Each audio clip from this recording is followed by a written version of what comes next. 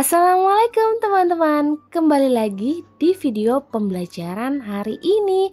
Kita akan belajar keberagaman sosial dan budaya kelas 4 SD Kurikulum Merdeka. Yuk teman-teman, disimak video pembelajaran berikut ini. Jangan lupa untuk di subscribe dan klik tombol like, juga share ke teman kalian.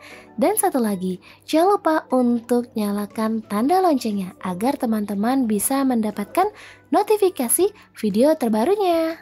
Masyarakat yang saling bersosialisasi dan berhubungan pada suatu tempat atau daerah disebut dengan keberagaman sosial.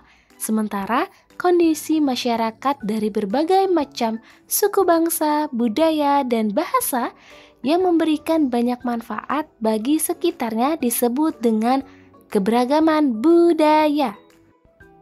Manfaat keberagaman sosial budaya.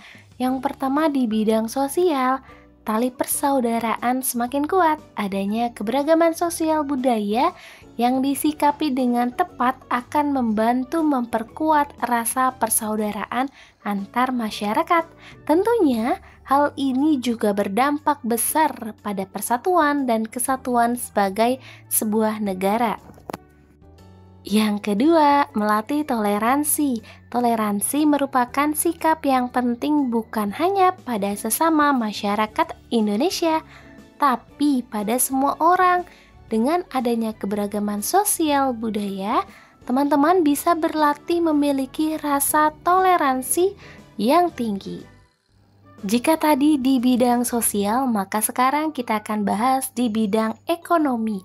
Yang pertama, sumber pendapatan pariwisata. Berbagai keragaman sosial budaya juga berdampak pada pariwisata di Indonesia. Pariwisata pun bukan hanya tentang keindahan alam, tapi juga kegiatan budaya yang menarik dan beragam. Yang kedua, menarik wisatawan asing. Keberagaman sosial budaya bukan hanya menarik bagi para wisatawan lokal, tapi juga wisatawan asing. Banyak orang asing yang berlibur ke Indonesia.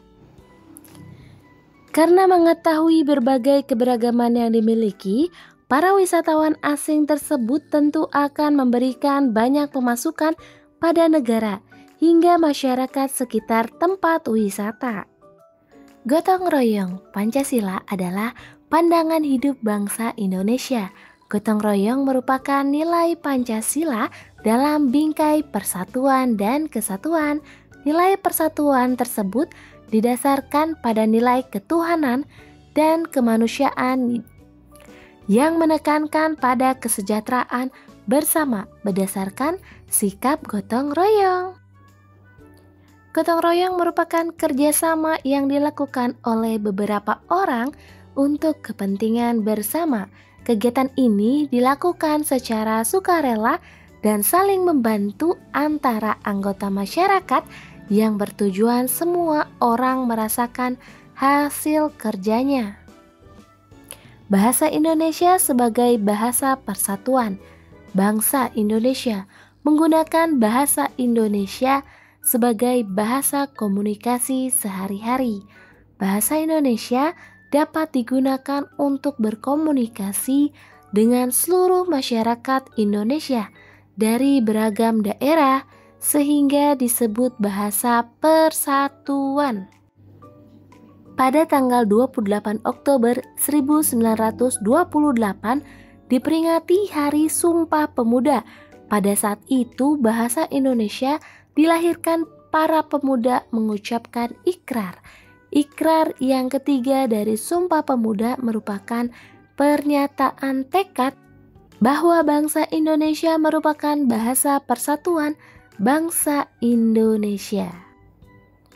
Ikrar Sumpah Pemuda. 1. Kami putra dan putri Indonesia mengaku bertumpah darah. Yang satu, tanah air Indonesia. Yang kedua, kami putra dan putri Indonesia mengaku berbangsa yang satu, bangsa Indonesia. Yang ketiga, kami putra dan putri Indonesia menjunjung bahasa persatuan bahasa Indonesia.